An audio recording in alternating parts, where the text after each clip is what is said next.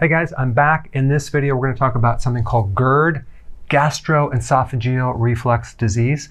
I've done other videos on this. I guess this would be part 3. And the reason why I wanted to do this video is because I had several people on my show bring this up. They were doing the usual things. It wasn't working. So I guess this would be a part 3 just to help people that have tried the usual things and it's not working. Okay, first thing, what is it? What is GERD? It's a situation where you have acid that's going the wrong way. It's going up into this little tube right here from the stomach into your esophagus. Okay, so it should be staying down there, but it's going up through the little valve here. So it's really a problem with this valve. The valve is not staying shut. Now, it'd be nice if we can just call a plumber and get the valve replaced and problem solved. But the usual thing that's causing this is that there's not enough acid in the stomach. Here you are, you have GERD and you have this acid reflux. You're thinking, wow, I have too much acid. It makes sense. It's logical. But in reality, if there's not enough acid in that stomach, this valve, which has sensors, will pick that up and it won't close properly. So it's kind of an open valve. If the stomach is between 1 and 3, which is very strong, this valve stays shut. That's how it works. Now, there could be other causes as well. There could be a situation where you have a problem with your part of the nervous system called the autonomic nervous system that does control valves because your adrenals are really, really weak. That's a potential cause. But most of the time, it's just that you don't have enough of the acid and it's not strong enough.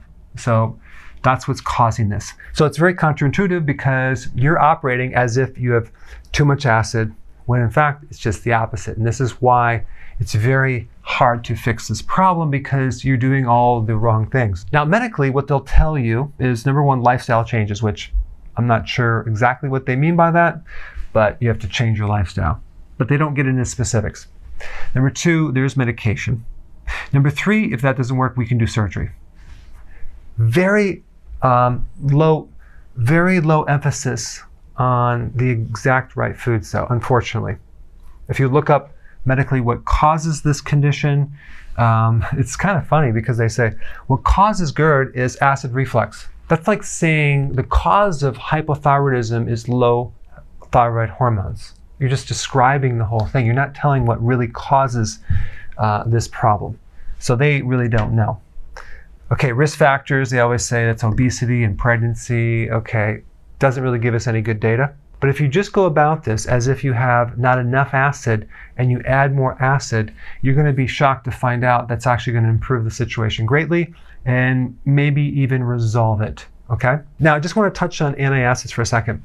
In America alone, there's over 15 million people that are prescribed antacid medication. That's not counting all the over-the-counter antacids. So it's basically a $9.5 billion industry.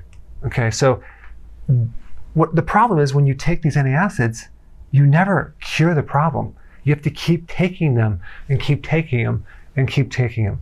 And the problem is there's massive side effects. There's one here for something called PPI, that's protein pump inhibitor, which has a purpose of lowering the stomach acid. But there's some slight minor complications.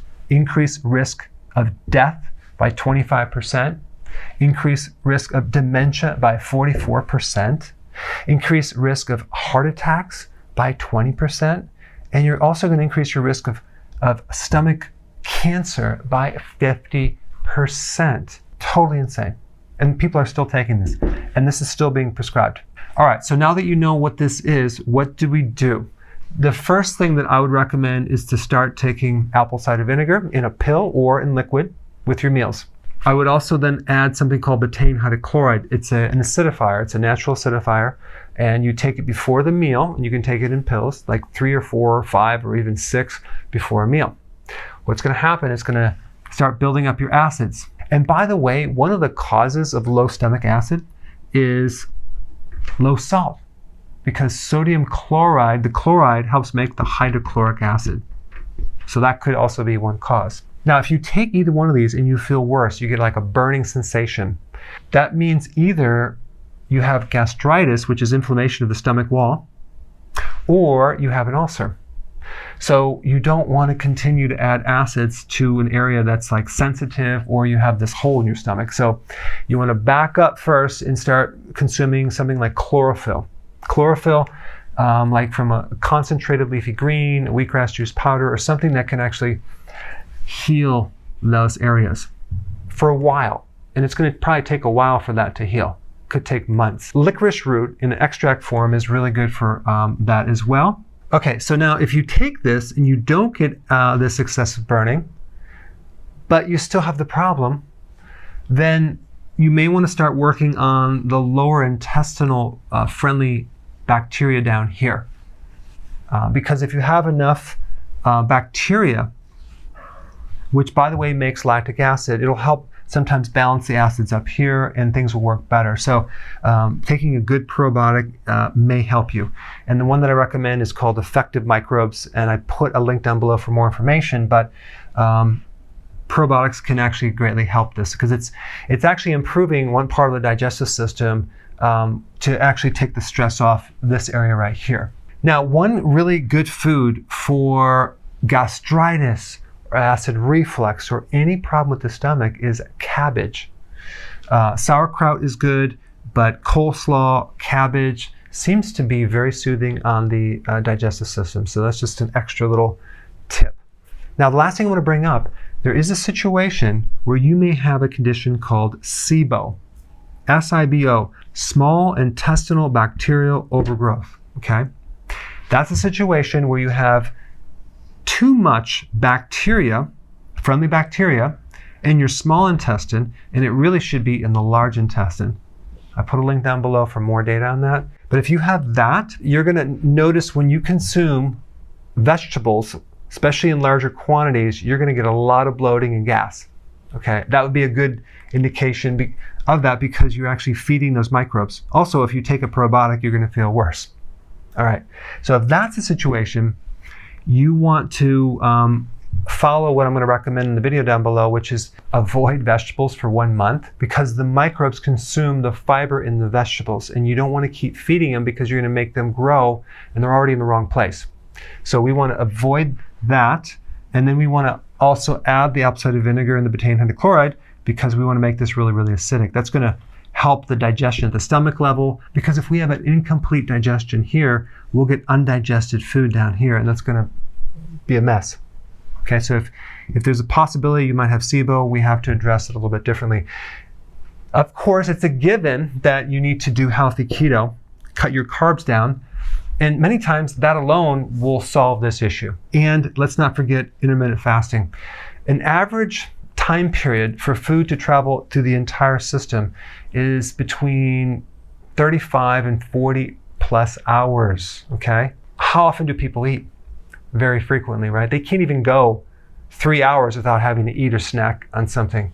So we have a lot of food that is in our intestinal tract all the time. And we're wondering why we have GERD, right? So it's very healthy to do intermittent fasting, especially for this condition, because you're allowing your digestive system to finally, for the first time, rest and calm down and not have to work so hard and actually just clean it out. You'll get great improvements in the healing if there's a gastritis situation or an ulcer. Intermittent fasting is probably one of the most powerful things you can do to improve your digestion overall. So we don't want to forget that. And then that'll give your system a chance to reset and heal. All right, there you have it. This is more of a complete video on what to do if you have GERD. Thanks for watching. So if you want more knowledge on how to create a healthy body, subscribe now and get daily notifications. Daily notifications, that sounds weird. Well, I'll just remind you on a daily basis. How about that?